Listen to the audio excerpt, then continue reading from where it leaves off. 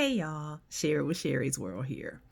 So remember when I talked about that melphalan, that very high dose of chemo that I had to have in preparation for my stem cell, and how they talked about the possibility of my hair coming out?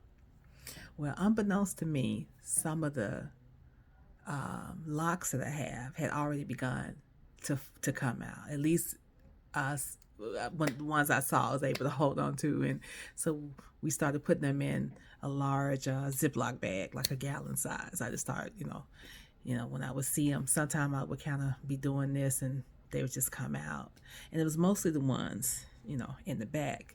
So because of that, and because I had so much hair, I didn't still notice that I had that it was kind of balding in the back because of the locks coming out.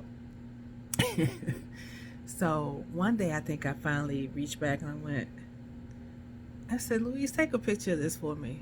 And, and so she took it and she tried to describe it to me the best she could before she took the picture. And basically, they were hanging on literally my hair, kind of vines, kind of like, oh, I can't think of what that vine is called, but my hair just kind of, as it grows, it just interlocks. And so it was whatever little blue growth was there, it was interlocking through the locks that were there. And it was making them hold on. Because remember, I told you I didn't have my hair tightened before the procedure because I didn't know what my hair would do, what my scalp would do. I didn't want to put myself in a position where I would be uncomfortable or have pain unnecessarily, especially in my head. And so the hair that was there was beginning to kind of do that little vine thing through my hair, so it was holding on. But some of them weren't that strong because of the melphalan and what it was doing to the hair. And I hadn't noticed at the time, but hair under the arm and you know, you know, before the chin hair started trying to come back, they were all gone. And I really hadn't paid attention because I wasn't looking in the mirror. I was in the bathroom long enough to, try to get cleaned up, but, just to stand there and brush my teeth took so much effort. Or to, wash up or whatever. It took so much effort and strength that I just didn't have. That's how weak I was. But anyway, back to the hair. So she had taken that picture for me so I could see it. And I'm like, oh, I didn't realize it was so but because my hair with the hair in the front, especially if I had pushed it back, just go like this or whatever, it would cover those spots. So I slowly started kind of tugging at, different locks, and some would come right out, and some after a couple of tugs would come out, but they were also holding on. And let me kind of do a little sidebar. So I prayed. I said, God, I know you are the God who can cause my hair not to have to come out, that you can cause my hair to hold on despite what they said. However, if this is a new beginning for me, a fresh start, or whatever that I need, then I'm fine with that. However you decide to work it out, work it out. So I feel like he answered both prayers. I had some hair, especially the hair here, especially when the numbers began to rise, and I guess my hair follicles were getting stronger again. They wouldn't release this, the hair mostly here and up here. It wasn't trying to go anywhere. It was hanging on for dear life. So after I had probably about 3 or 4 days of pulling here and there, like, okay, these are not going to release. I asked my son, I said, hey, tell me what it looks like.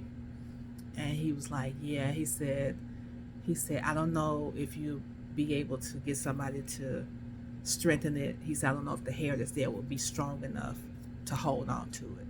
He said, you probably need to go ahead and let it go. So I asked him how comfortable he was with scissors, and he said he was good. So I told him where exactly I wanted him to cut. I said, because if there is enough little new growth there, then at least I won't be starting. You don't have to buzz cut it all the way. You know what I mean? Just cut where it's, hanging or whatever. And that's what my youngest son did for me. And here's the reveal that I hadn't shown anybody yet. And what I'm thankful for is God gave me a nice round head. So of course, since then, because that was a couple of months ago, that was in October, So since then, it's starting to come in. It's still some bald places, here and there back there. And of course, it's mostly gray. I guess kind of salt and pepper. But about once a week or so, I try to wash and condition what's there.